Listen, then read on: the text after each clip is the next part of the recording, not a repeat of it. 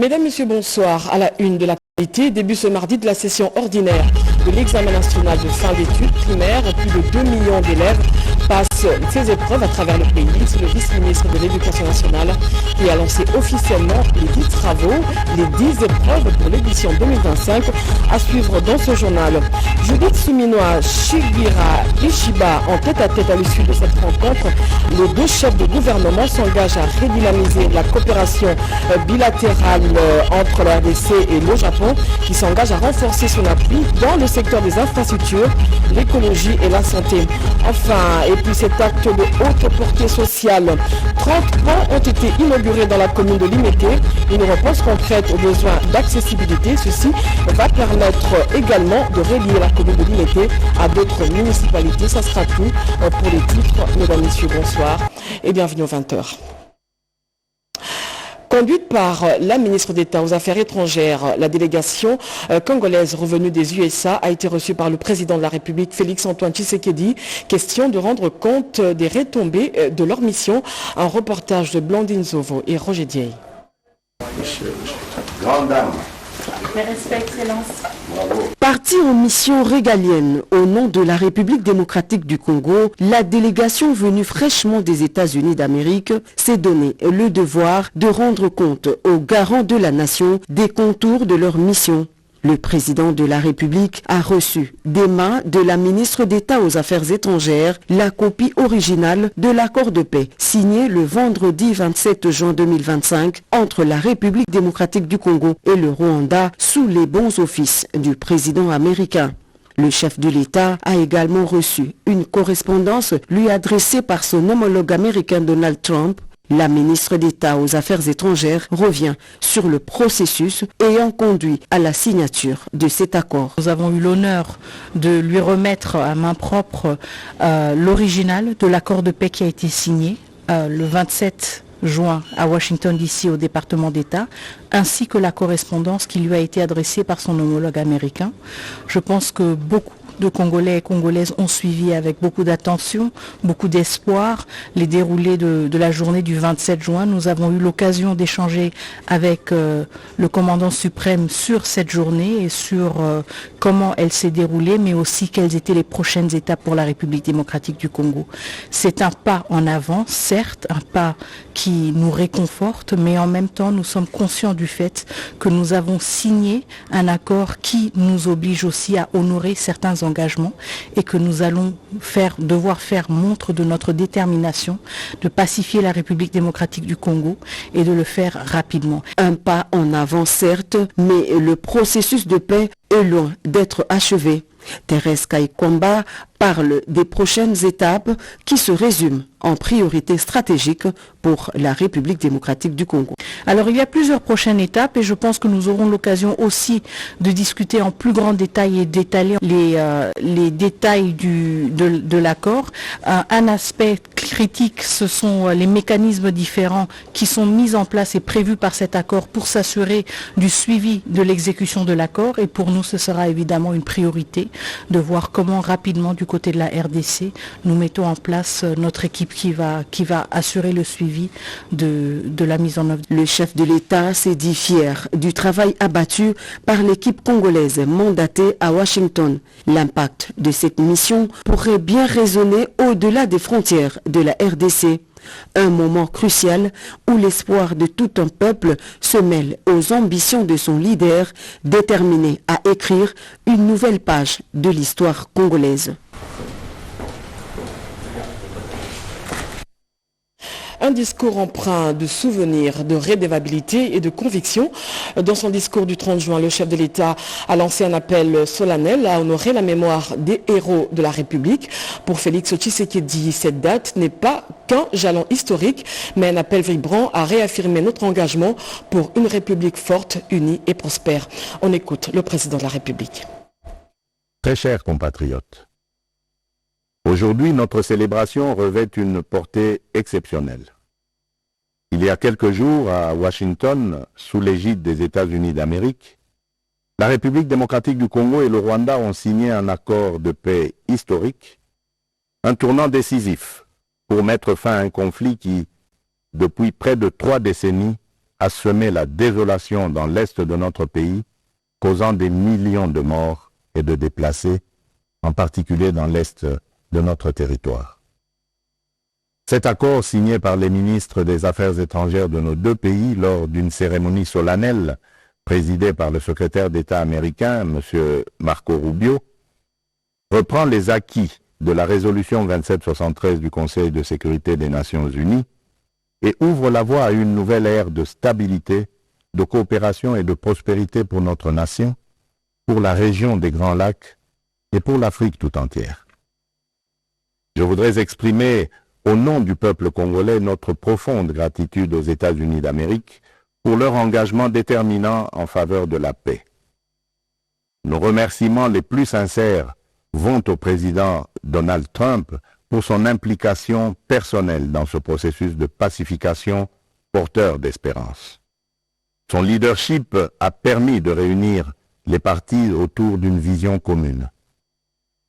J'adresse également mes vifs remerciements à l'État du Qatar pour ses bons offices, et particulièrement au Cheikh Tamim Ben Hamad Al Thani, dont la médiation discrète et efficace a contribué à rapprocher les positions et d'ouvrir un dialogue sincère entre notre pays et le Rwanda. Je tiens également à exprimer ma profonde gratitude à deux dignes fils de l'Afrique, dont l'engagement déterminant a largement contribué à porter la tragédie sécuritaire que traverse la République démocratique du Congo à l'attention de la communauté internationale. Grâce à leur implication active dans le processus de Luanda et de Nairobi, Son Excellence João Manuel Gonçalves Lourenço, président de la République d'Angola, et Son Excellence Uhuru Kenyatta, ancien président de la République du Kenya, ont su mobiliser les consciences et renforcer la visibilité de la cause congolaise sur la scène régionale et internationale. Cet accord n'est pas seulement un document. Il est une promesse de paix pour les populations de Goma, Bukavu, Rutshuru, Masisi, Nyiragongo, Lubero, Ituri et de toutes les localités martyrisées par la guerre. Voilà, le président de la République s'est exprimé sur l'accord de paix signé à Washington entre la République démocratique du Congo et le Rwanda. Et puis, le chef de l'État a ouvert ce mardi le Forum national sur le droit à la réparation. Dans son discours d'ouverture, Félix Tshisekedi a fait savoir qu'il est temps de transformer la douleur en action, le silence en parole et les engagements en réparation complète en faveur des victimes des conflits armés dans l'Est de la République. Regardez. Une scène inspirée des faits réels pour mettre en lumière les souffrances endurées par les populations victimes des conflits armés dans l'Est de la RDC pendant 3 décennies. Une dénonciation de la chorale Luc Gillon, présentée à l'occasion de l'ouverture ce mardi 1er juillet 2025 à Kinshasa du Forum national sur le droit à la réparation.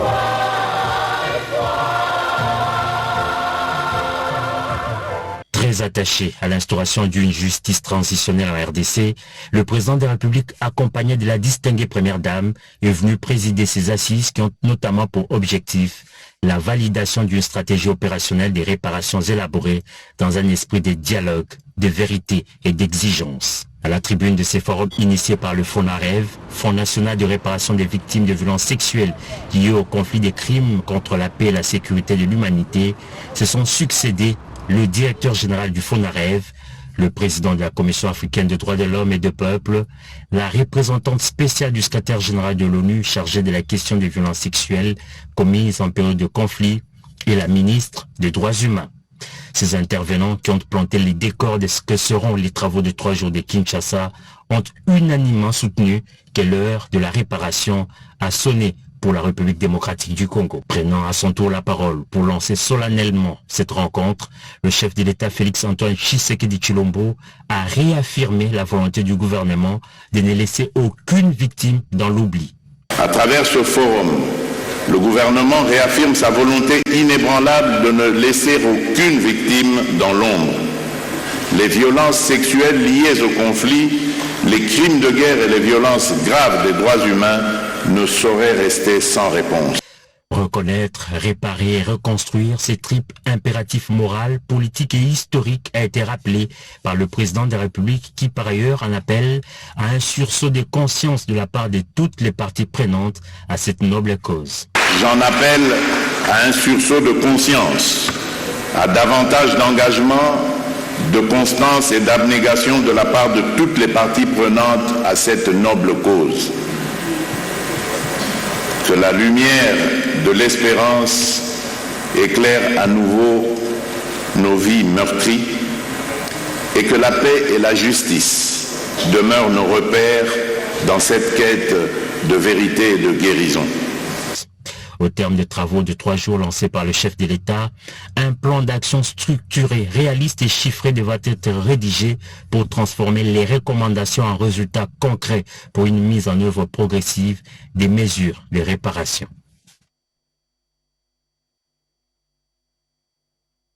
Judith Suminwa, Premier ministre, a été reçue ce mardi à Tokyo par son homologue japonais Shigeru Ishiba, cela dans le cadre d'une rencontre bilatérale marquée par un engagement renouvelé en faveur d'un partenariat stratégique gagnant-gagnant entre les deux pays. Chimendondo et Pompomba nous en disent plus.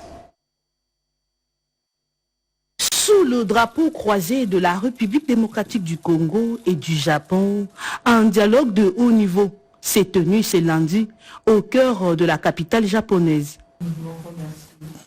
La première ministre de la RDC, Judith Suminwa Tuluka, a été reçue par son homologue japonais, Shigeru Ishiba, pour un échange qualifié décisif dans la redynamisation de relations bilatérales entre les deux pays. Le contexte était hautement symbolique. Au lendemain de la célébration de l'indépendance de la RDC à l'Expo Osaka 2025, le geste diplomatique a pris une ampleur inédite.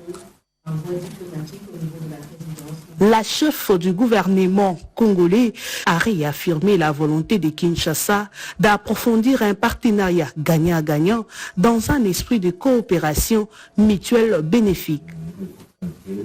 Félicitant Kinshasa pour son élection au Conseil de sécurité des Nations Unies, le Japon a exprimé son souhait de pouvoir compter sur la RDC comme partenaire influent au sein des instances internationales. Le Premier ministre Ishiba a profité de cette rencontre pour transmettre la voix de la Première ministre congolaise Judith Suminwa Tuluka une invitation officielle au président Félix-Antoine Tshisekedi Tshilombo à participer à la prochaine conférence internationale de Tokyo sur le développement de l'Afrique, TICAD.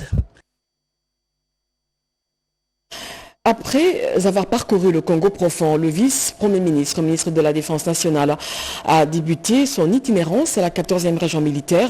Ici à Kinshasa, Guy Kabombo Mwandiavita a visité la réserve de l'armée de la Défense, la haute cour militaire et le service de la communication. Il a voulu s'enquérir personnellement des réalités sur le terrain. Sandra Nyangui et je reste au Fondje. Aucune unité des FARDC ne sera laissée pour compte dans la nouvelle dynamique des forces armées de la République démocratique du Congo. Ayant reçu du commandant suprême Félix-Antoine Tshisekedi Tshilombo la mission de réorganiser et reconstruire les FARDC, le VPM de la Défense nationale et des anciens combattants, Maître Guy Kabombo Mwandiavita, s'engage activement dans la redynamisation des FARDC. Ce mardi 1er juillet, le VPM de la Défense nationale a débuté son itinérance dans la 14e région militaire où il a visité la réserve armée de la Défense RAD, la haute cour militaire ainsi que le service de communication et de l'information des FARDC SIFA. Votre institution tient à cœur le commandant suprême. C'est ainsi qu'il m'avait instruit clairement de faire tout ce qu'il faut pour que cette structure soit fonctionnelle. C'est à partir de la RAD que nous allons construire l'armée de la République démocratique du Congo. Et je suis plus que déterminé pour matérialiser la vision du chef de l'État en mettant tout en œuvre pour que votre institution soit représentée dans nos provinces. En cette période où la RDC est confrontée à la guerre d'agression, le commandant de SIFA, le général-major Ekenge Silva, a plaidé pour doter le SIFA des installations et équipements adaptés à l'ère de la technologie moderne. Rappelons par ailleurs que la mission d'itinérance du VPM de la Défense nationale et des anciens combattants dans les différentes régions militaires s'inscrit dans la logique de s'imprégner des réalités de terrain afin de doter l'armée des moyens conséquents, notamment humains, matériels et logistiques. Et de son côté, son collègue du plan prend part à la 4e conférence mondiale sur le financement du développement pour Guilain Nyimbo. Cette conférence est une opportunité pour accélérer la mise en œuvre de l'agenda 2023 et promouvoir la réforme de l'architecture financière internationale. Un reportage de Peggy Mukunda. Et se tient à Séville, en Espagne, la 4e conférence internationale sur le financement du développement. C'est le vice-premier ministre, ministre du plan et de la coordination de l'aide au développement, Guilain Nyimbo, qui représente le chef de l'État, Félix Antoine Tshisekedi, à ses assises. Le patron du plan plaide pour une réforme de l'architecture financière mondiale en faveur d'un nouvel ordre économique mondial plus équitable où l'Afrique ne sera plus relégués au second plan des décisions stratégiques globales. En appui à ces réformes, un combat, celui de l'amélioration de la gouvernance et de l'assainissement des finances publiques, en luttant contre la corruption, la fuite de capitaux ainsi que le coulage des recettes publiques, en apportant plus de transparence dans la gestion de partenariats publics-privés et en se rassurant d'une coordination ainsi que d'une orientation efficace au développement et mécanismes consensuellement édictés. 10 ans après la conférence d'Addis Abeba, alors que le monde est secoué par des crises multiformes, conflits, pandémies, dérèglements climatiques et instabilité économique, le vice-premier ministre, ministre du plan, a exhorté la communauté internationale à un véritable dépassement collectif. Par ailleurs, le vice-premier ministre, ministre du plan, Guilain Nyimbo, a pris part à une session parallèle en tant que panéliste autour du thème « Utiliser les données probantes et les dialogues pour stimuler l'action vers Impact 2030 pour une coopération au développement efficace. La RDC est inscrite sur la liste grise du groupe d'action financière internationale. Pour sortir de cette liste, plusieurs actions sont menées pour que le pays réponde aux recommandations du GAFI. Ce matin, la cellule nationale de renseignement financier était face à la presse pour expliquer les avancées du pays en cette matière. Guy Matundu était présent. La RDC s'est résolument engagée dans la lutte contre le blanchiment des capitaux et le financement du terrorisme. Kinshasa entend sortir de la liste grise du GAFI, le groupe d'action financière internationale, et atteindre les assignations lui fixées par cette organisation. Le task force mis sur pied, de concert avec la cellule nationale de renseignement financier, a éclairé la lanterne de journalistes sur les enjeux devant sortir de la liste grise. Nous avons tous compris que la lutte contre le blanchiment des capitaux, c'est une affaire de tous. Acteurs publics et privés. Nous avons donc besoin d'entendre à travers les organes de presse les échos de cette activité pour que la grande masse puisse comprendre non seulement l'importance de cette lutte, mais aussi les différentes mesures qui ont été prises et la contribution de différents acteurs dans la lutte contre ces fléaux. Nous avons besoin des informations qui vont conduire naturellement aux condamnations et aux différentes confiscations des biens issus de cette criminalité financière. Être sur la liste grise est une opportunité d'éveil, un appel à l'ordre, à l'éthique et à l'honneur républicain. Grâce à ces acteurs de la transparence, la RDC s'organise et promet de sortir de cette zone d'alerte. Je l'ai annoncé tout à l'heure dans le sommaire, plus de 2 millions d'élèves sur toute l'étendue de la République participent aux épreuves du ENAFEP édition 2025. Le coup d'envoi a été donné par le vice-ministre représentant de la ministre d'État, Jean-Pierre Kezamoudrou. Anastasie Ndombo pour ce reportage. 2 342 864 candidats finalistes du primaire passent l'examen national de fin d'études primaires sur toute l'étendue du territoire national, y compris les zones sous occupation, comparativement à l'année scolaire 2023-2024 qui avait enregistré 2 217 élèves, soit un accroissement de 56%, répartis dans 8 232 centres à l'intérieur des frontières et 2 centres hors frontières. C'est une occasion pour rendre un vibrant hommage au chef de l'État Félix-Antoine Tshisekedi Tshilombo, qui a tout fait pour que ces épreuves se passent sur toute l'étendue de la République démocratique du Congo, y compris dans les zones sous occupation de l'armée étrangère du Rwanda. Les épreuves de l'ENAFEP sont totalement prises en charge par le gouvernement de la République. Ces examens sont donc gratuits. Pour nos enfants qui sont sous occupation de l'armée rwandaise à l'est de la République démocratique du Congo, nous sommes un avec vous. Quant au ministre provincial de l'Éducation, Jacques Anou, ce dernier a salué les efforts consentis par les acteurs éducatifs pour la réussite de cette épreuve. Le ministre provincial présente ici les statistiques de la ville capitale. Total général, effectif élèves 235 749.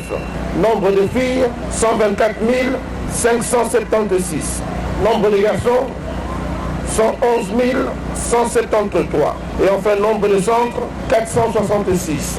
Une épreuve qui coïncide quelques heures après la célébration de la fête nationale.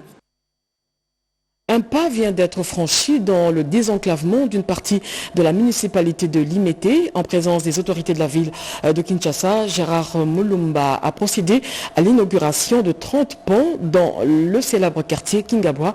Un reportage de Cédric Kenina. Des ouvrages pour désenclaver une municipalité, la reconnecter à d'autres.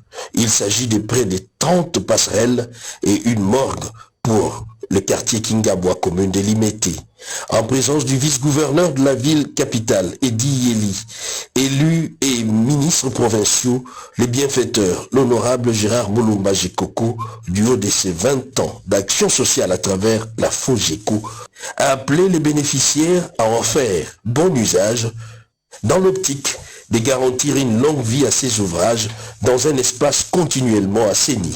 Actualité oblige, l'élu de Moamba a salué le leadership du chef de l'État Félix-Antoine Tshisekedi pour l'aboutissement heureux du processus de paix à travers l'accord RDC-Rwanda signé sous les auspices des États-Unis d'Amérique.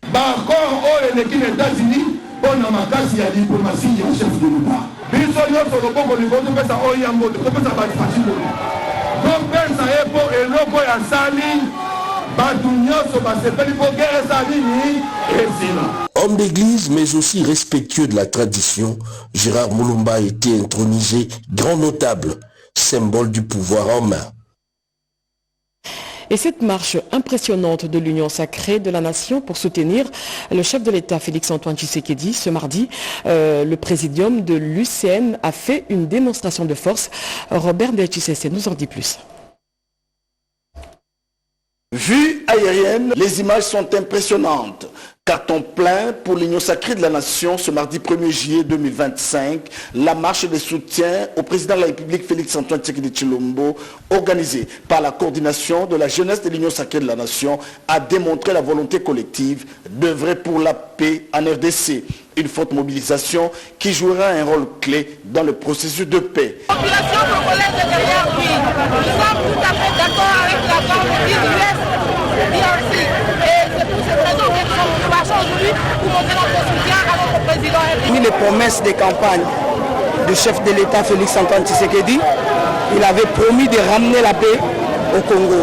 Et comme vous le savez, le 27 juin, il y a eu signature de l'accord de paix entre le Rwanda et la RDC. Dès les premières heures de la matinée, une foule impressionnante a envahi l'avenue Saint-Louis. Les membres du Présidium, la coordination de la jeunesse, des partis politiques membres de l'Union sacrée de la nation ont convergé vers la première rue pour montrer au président de la République, Félix-Antoine Tshisekedi Tshilombo, qu'il n'est pas seul dans ce processus. Kinshasa a dit oui à l'appel du secrétaire permanent de l'Union sacrée de la Nation, le professeur André Mbata Betoukoumi Soumangu, et à la coordination de la jeunesse de l'Union sacrée de la Nation. Le parcours de cette marche de soutien était décoré des drapeaux de la République démocratique du Congo et des États-Unis d'Amérique, de pancartes avec des messages de remerciement à la haute autorité politique de l'Union sacrée pour le retour de la paix à l'est du pays. Une ambiance de grand jour, n'en déplaise aux ennemis de la République démocratique du Congo. Au Palais du Peuple, lieu de rassemblement, Noir de Monde, le secrétaire permanent de l'Union sacrée de la Nation, le professeur André Mbata Betoukoumi Soumangu, a, au nom du présidium de l'Union sacrée, exprimé son soutien indéfectible au président de la République, Félix-Antoine Tshisekedi Tshilombo, pour sa diplomatie agissante et qui porte des fruits aujourd'hui. Tour à tour, les jeunes, en anglais comme en français, ont félicité le président américain pour son implication personnelle dans la résolution des conflits à l'est de la République démocratique du Congo et au président de la République pour sa vision clairvoyante de faire de la RDC une nation puissante. Les clous de la manifestation, c'est le dépôt de mémoire à l'ambassade des États-Unis d'Amérique. Un seul mot, remerciement au peuple américain et au peuple congolais pour sa résilience. Direction la province du Haut-Katanga, des milliers de personnes se sont rassemblées sur les parvis du bâtiment du 30 juin à Lubumbashi. Parmi elles, toutes les forces vives de l'Union sacrée pour la nation. L'objectif, féliciter le président de la République pour sa diplomatie agissante qui a abouti à la signature à Washington d'un accord de paix entre la RDC et le Rwanda. Romain Bouta pour ce reportage. Le parvis du bâtiment du 30 juin Noir de Monde, ce mardi 1er juillet 2025, au lendemain du 65e anniversaire de l'accession de la RDC à la souveraineté tant nationale qu'internationale. Les forces vives et les partis politiques de la majorité au pouvoir se sont donné rendez-vous pour célébrer la signature sans précédent de l'accord de paix destiné à mettre définitivement fin à la guerre d'agression de l'Est du Congo, guerre qui gangrène la partie orientale depuis 30 ans. Aux commandes de ce grand rassemblement d'espoir, le président du conseil provincial de l'Union sacrée dans le Haut-Katanga, Jacques Kabula Katoué, accompagné du président du parlement local, Michel Kaboué, du vice-gouverneur Martin Kazembe Choula, des ministres provinciaux, des députés et des sénateurs, ainsi que des bases militantes des partis politiques, membres de cette plateforme présidentielle. Pour les prises de parole devant cette assistance nombreuse, c'est le président de l'organe délibérant en province, Michel Kaboué, qui a introduit les présidents du conseil provincial de l'Union sacrée et gouverneur de province, plusieurs fois interrompus par des salves d'applaudissements frénétiques des militants. Jacques Blakato a expliqué le bien fondé de l'accord de paix tout en exhortant les Hauts-Katangais à ne pas céder à la manipulation et à la campagne de diabolisation menée contre l'accord par les ennemis de la paix. Cet accord de paix est une lueur d'espoir pour les Congolais dans leur ensemble et en particulier les Congolais de l'Est de la République qui espèrent retrouver une paix absolue. Cette mobilisation des Hauts-Katangais révèle combien la province plus préférée est solidaire et en parfaite cohésion avec les compatriotes de l'Est du pays, longtemps meurtris par les affres de la guerre. Autour dans la capitale, les Doudou Fwamba soutiennent également les efforts du président de la République dans le processus de paix dans l'Est de la RDC. Ces derniers saluent également la signature de l'accord de paix à Washington entre la RDC et le Rwanda. Sylvie Mwembo. Drapeau de la République démocratique du Congo en main. Philippe Matanzi, président national des Amis de Doudou Fwamba, ministre des Finances, a exprimé avec fierté son attachement à la patrie et à son accession à la souveraineté nationale et internationale devant plus de milliers de mamans réunies dans la salle du lycée Saint-Germain-Angéli. Ces femmes sont membres de l'ASBEL, les Amis de Doudou Fwamba, une structure solidement implantée à Kinshasa et dans la province du Congo central, comptant plusieurs milliers de membres. L'organisation a pour mission, entre autres, de vulgariser la vision du président de la République, Félix-Antoine Tshisekedi Tshilombo. À chaque rencontre des Amis de Doudou Fwamba, la paix, leitmotiv du chef de l'État est mise en avant.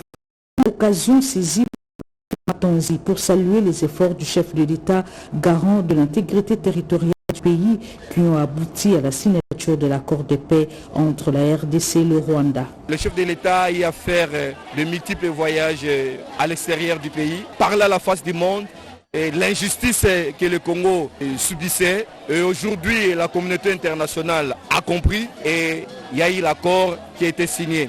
Nous voulons témoigner notre soutien indéfectible au chef de l'État. Et nous soutenons aussi le ministre des Finances. Il est en train de stabiliser le cadre macroéconomique et nous pensons que demain sera meilleur pour notre nation. Une chaleur de maternité a régné dans la salle entre celui qu'on appelle affectueusement chez les mamans les pakebo de la Tchangou.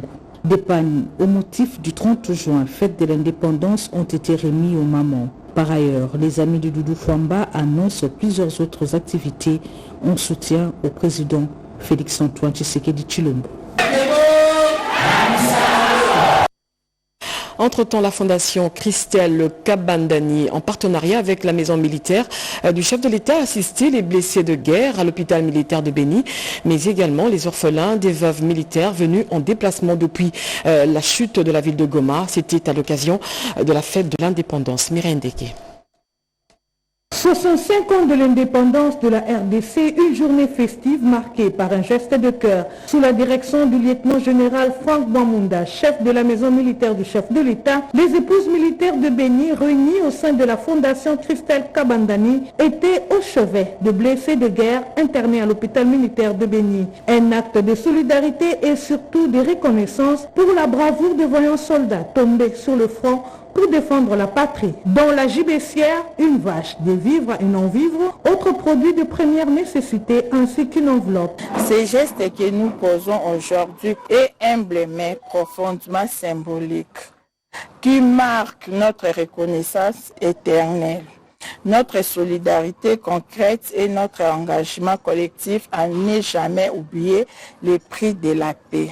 C'est ici l'opportunité pour nous de saluer l'apport de la maison militaire du chef de l'État pour la matérialisation de cette action humanitaire et caritative. Un geste qui est allé droit au cœur à l'endroit de nécessité. Maman Christelle, nous vous remercions de l'acte posé. Que Dieu vous bénisse abondamment. Dans cette catégorie des bénéficiaires figurent les enfants orphelins militaires et les veuves déplacés de guerre vivant presque sans abri, qui ont réitéré leur gratitude au chef de la maison militaire du chef de l'État. Et pour pérenniser cette action, celle de soutenir les efforts consentis par le chef de l'État pour la restauration de la paix en RDC, la présidente de la dite fondation appelle autres partenaires à se joindre aux efforts menés par le lieutenant-général Franck Bamunda dans le souci de bouter l'ennemi de la paix hors du territoire national. Belle Banakin de la ville de Lubumbashi a exprimé son soutien à Patrick Mouyaya, ministre de la Communication et Médias et président d'honneur, pour l'attention particulière qu'il ne cesse d'accorder à cette structure d'encadrement de la jeunesse. Regardez. La célébration de l'indépendance de la République démocratique du Congo a été marquée le 30 juin 2025 à Lubumbashi, dans la province du Haut-Katanga, par la relance des activités de l'association Banakin de Lubumbashi, dont le président national est maître Nico Foutou. En réunion restreinte, l'association a projeté une manifestation populaire dans un stade de la place afin de redynamiser les activités d'entraide, d'encadrement de veuves et des jouissances pour la prospérité des femmes en République démocratique du Congo. En effet, ces visées sont incarnées par le nouveau narratif du président d'honneur de l'association Banakin de Lubumbashi, Patrick Mouyaya Katembwe, ministre de la Communication et Médias. Ce dernier tient l'engagement de promouvoir la masculinité positive autant que la concrétise le président de la République, Félix-Antoine Tshisekedi Tshilombo, par l'élévation de toute entreprise de Congolaise. Nous tenons à remercier premièrement notre président et l'initiateur de la l'association Banakin de Lubumbashi, Maître Nico Foutou, ainsi que notre membre d'honneur, M. Patrick Mouyaya, son excellence. Lui, nous voulons le disons, un grand grand merci et il a notre soutien à 100%. Ainsi, la redynamisation de la BKL à Lubumbashi a été placée sous le signe d'exaltation de l'accord de paix signé aux États-Unis d'Amérique entre la République démocratique du Congo et le Rwanda. Victoire diplomatique sous les auspices du chef de l'État, Félix Antoine Tshisekedi Tshilombo. La célébration du 65e anniversaire de l'indépendance de la RDC a aussi été célébrée au Canada. Une journée exceptionnelle marquée par la levée du drapeau à l'hôtel de ville d'Ottawa, suivi d'un culte d'action de grâce. Un commentaire de Sandra Nyangui. Au Canada, le 65 ans de l'indépendance de la RDC a été bien vécu. À Ottawa, cette journée exceptionnelle a été marquée par la levée du drapeau congolais sous le rythme de l'hymne national par l'ambassadeur Joska Kabongo en présence du maire de la ville d'Ottawa à la mairie ainsi que devant la communauté congolaise.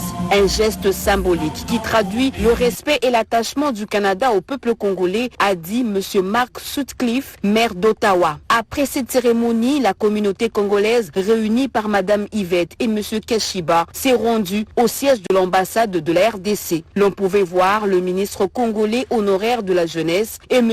Olivier Tumba, canadien d'origine congolaise, élu député fédéral. Tous venus assister à ce culte d'action de grâce, question de placer Dieu au cœur des enjeux politiques, sécuritaires et diplomatiques du pays, a souligné l'ambassadeur Joska Kabongo. Je voudrais saisir cette occasion pour rendre un hommage mérité à son Excellence, Monsieur le Président de la République, chef de l'État, son Excellence Félix Antoine Tshisekedi Tshilombo, pour tous les efforts qu'il est en train de concentrer pour ramener la paix dans notre pays. Le diplomate congolais a ensuite reçu des œuvres d'art offertes par les Congolais vivant au Canada en hommage au leadership éclairé du chef de l'État, Félix Antoine Tshisekedi Tshilombo, leadership qui a conduit à la signature de l'accord de paix de Washington, mettant ainsi fin aux 30 ans de guerre. Une autre activité, et non de moindre, en marge de 65 ans de la RDC, c'est ce forum Congo-Canada organisé par la communauté congolaise sous le patronage de l'ambassadeur Joska Kabongo.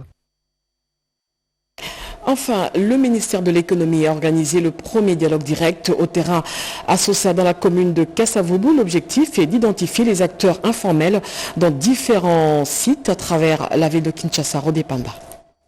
C'est une force socio-économique qui s'ignore ou encore ignorée dans les répertoires du ministère de l'économie nationale et pourtant elle constitue une puissance économique qui contribue dans la création de milliers d'emplois bien qu'évoluant dans l'informel. Réunis au terrain à Sosa dans la commune de Kasavubu pour les premiers dialogues diagnostiques directs, les mécaniciens, techniciens, réparateurs des véhicules ont été sensibilisés par les émissaires du ministère de l'économie sur les avantages liés à la formalisation de leurs activités en vue de bénéficier de financements publics et de crédits bancaires. CFAO Motors, distributeur agréé de marque Toyota en RDC et partenaire du ministère de l'économie, y est associé pour la formation et la professionnalisation de ces mécaniciens garagistes avec dotation des équipements. Belle initiative pour les bénéficiaires qui n'ont pas manqué de préoccupations. Nous sommes très contents pour la formation, il nous faut des espaces. Les conseillers, Jocelyn n'a pas chargé de l'informel, a martelé au nom du vice-premier ministre Daniel Mokoko Samba sur la détermination de matérialiser les premiers engagements du programme quinquennal du chef de l'État Félix Tshisekedi dans la création d'emplois avant de rassurer tout le monde. Pas d'inquiétude pour l'impôt car le gouvernement de la République accordera des exonérations pour une période donnée. Dans cette étape de diagnostic, c'est mieux de travailler sur terrain pour palper les vrais problèmes qu'ils ont des espaces de travail, c'est la mise à niveau et l'accompagnement. Cette phase pilote de formalisation de l'économie informelle lancée à Kinshasa concerne l'ensemble du pays. Ce journal est terminé. Il a été rédigé par Gauthier Kiassi sous la supervision de Jacques Kabwabwa, à la coordination Mireille Ndeke et à la réalisation Simo Kankolongo et Ramadan Poki. Je vous retrouve la semaine prochaine, 23h. Robert Ndejinse revient sur ce plateau pour vous informer. Au revoir.